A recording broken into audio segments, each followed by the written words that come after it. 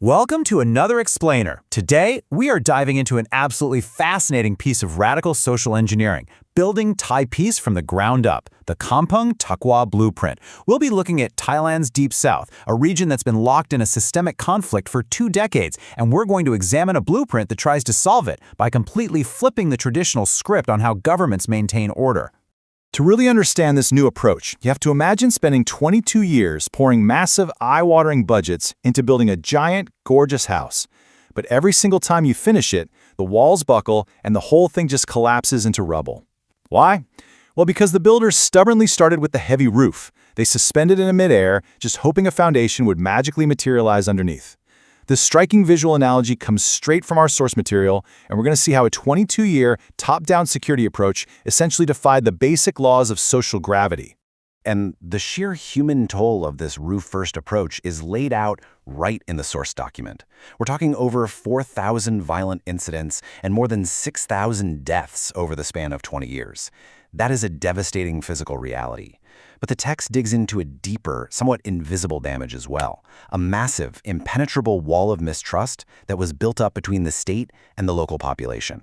Section 1. The Last Kilometer Problem. To truly grasp this new blueprint, we first need to pinpoint exactly where the old system completely broke down. Policy analysts actually have a very descriptive term for this specific point of failure: the last kilometer problem. Think of it like a failed Amazon delivery right at your front doorstep. All those billions of dollars spent in the capital mean absolutely nothing if there's a thick wall of mistrust right at ground level. A government can draft incredibly sophisticated policies and send massive convoys of aid, but if the local citizens simply do not trust the source, the interaction fails. A new law doesn't feel like a helpful solution, it just feels like a hostile imposition. It's kind of like a doctor forcing some incredibly aggressive security medicine, like military forces and checkpoints, down the throat of a patient who fundamentally views them as an adversary. The patient just spits it out the second the doctor leaves the room.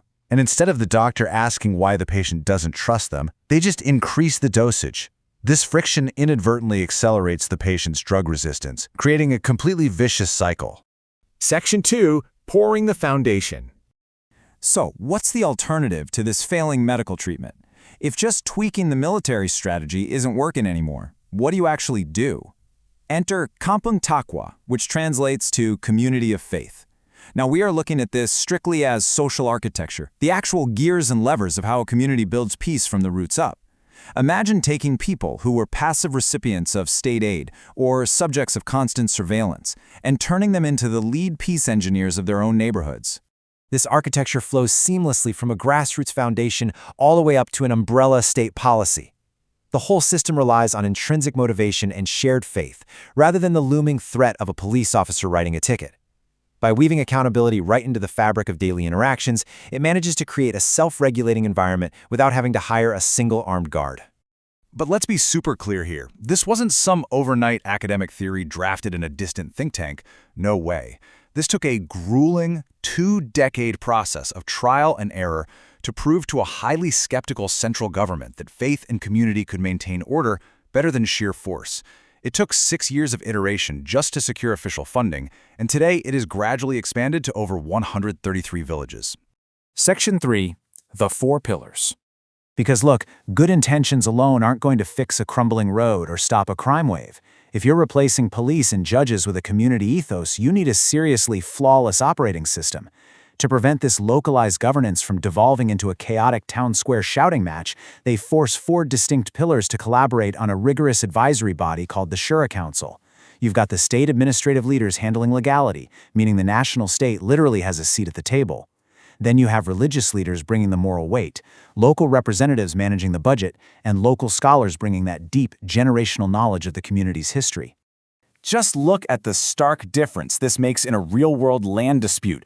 Under the old top-down system, 2 farmers arguing over a property line meant calling the cops, hiring expensive lawyers, draining finances, and breeding lasting resentment for months or even years. But under Kampung Taqwa, that exact same dispute is pulled right into the council. The scholar defines the historical boundaries, the religious leader de-escalates the tension, the administrator files the binding paperwork, and what used to take years is routinely resolved peacefully in a single day, right at a village table. And what about the money? Well, they manage their economics using the zakat system, which is traditionally a religious charity, but they've adapted it into a localized welfare fund. This brilliantly addresses the most common skepticism you hear about localized governance: corruption. In standard systems, corruption is a legal crime you might just get away with, but here they weaponize social and spiritual stigma. Stealing from the community fund becomes a profound sin against God. That heavy social penalty effectively plugs the leaks in the local budget. Section 4. Harvesting edible peace. When a village becomes this incredibly self-sufficient, funding its own welfare and resolving its own disputes, it triggers a massive reduction in the need for a military presence. And that brings us to what is honestly the most compelling phrase in the entire source text: edible peace. When you pull the troops out, you can take the millions of dollars previously spent on ammunition, armored vehicles, and 24-hour checkpoints and funnel that money directly into developing local livelihoods. Because, let's be real, you cannot eat a security checkpoint. You can't feed your family with a military Humvee. But you absolutely can thrive when you give alienated youth agency. The text gives a super vivid example. Under the old system, restless teenagers were surveilled and heavily policed as potential threats. The Kampung Taqwa model took the funds saved from that surveillance apparatus and literally handed those teenagers cameras. Instead of pointing weapons at them, the community tasked them with documenting their own vibrant Malay identities safely. It brings a completely marginalized generation right back into the fold. So we are essentially looking at the mechanics of self-reliant peace. The data clearly highlights a significant drop in violent incidents across these 133 villages, and honestly, more importantly, the birth of genuine, active sub-district democratic participation. Citizens are finally engaging because they have a structure that actually reflects their own values and works for their day-to-day lives. Section 5. The Umbrella State. So you might be wondering, if the village is running the show, do the officials and the military just pack up their equipment and vanish entirely? Not at all. The state undergoes a radical shift in identity through a parallel strategy. It retains control of the macro issues, things like managing borders, overarching constitutional law, and high-level peace negotiations. But on the ground, it transforms from a top-down commander barking orders into a massive umbrella acting as a facilitator. Essentially, the state provides the high-level scaffolding while the local community builds the actual house. And this isn't just some localized, isolated religious experiment. This transition from commander to facilitator has actually garnered serious external validation. This proves that while the model is fundamentally driven by local Islamic faith, its execution firmly adheres to global human rights standards and actively protects vulnerable demographics. It makes it a globally recognized blueprint that really any nation grappling with systemic structural conflict could study. Ultimately, the core thesis here is that lasting peace isn't built in a distant boardroom by officials drawing abstract lines on a map. It's built right at the village table.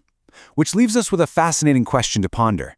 If your neighborhood doesn't share this specific religious context, what is the equivalent social glue in your community? Finding that shared communal value is the absolute first step to building any structure from the ground up. Think about that the next time you're frustrated by how your own local systems operate.